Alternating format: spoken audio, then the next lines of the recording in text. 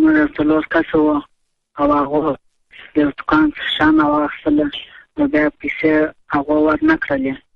نو یوه څه پرې نه هغه پیسې او که اوس پیسې هغه ورکړي زه ورکړم، بره په نور شیانو په مخ ستړی کېږي چې دا تس وړېدې. نو د دې دغه حل لاره وشوه.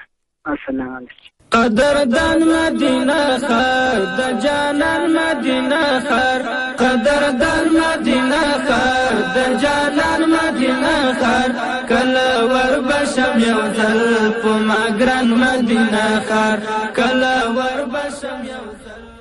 دغه حق به تاسو باندې باقی دی په هر طریقه باندې چې تاسو د هغه حق ادا کړئ، کنی الله رب العزت څخه به تاسو مسئول یاستئ. ځکه محمد رسول الله صلی الله علیه وسلم صحابه و کرامو ته وایي چې تاسو مفلس پیژنئ؟ اتدرون من المفلس؟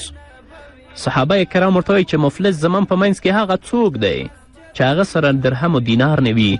رسول الله صلی الله علیه وسلم ورته فرمایي چې زما د امت مفلس هغه څوک دی چې د آخرت په ورځ د الله په حضور کې راځي، منځونه به یم کړي، زکات به یم ورکړی، حج به یم کړی وي، روژه به یم نیولی وي، صدقات به یم کړي وي، خو د دې ترڅنګ به چاته شکنځل کړي وي، د دې ترڅنګ به څوک وهلی وي، د دې ترڅنګ به د چا حق خوړلی وي، او د دې ترڅنګ به د چا وینه تویې کړي وي. نو الله رب العزت به هغوی ټول راوغواړي، د دې نیکي به اخلي، هغه ته به ورکوي.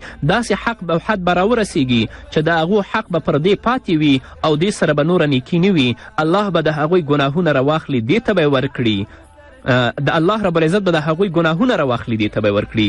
دا به جهنم ته واستوي او هغوی جنت ته. نو څومره کوشش چې کولی شئ د خلکو حق په ځان باندې پر دنیا کې مه پرېږدئ، هغه چې په هره طریقه وي تاسو یې ادا کړئ.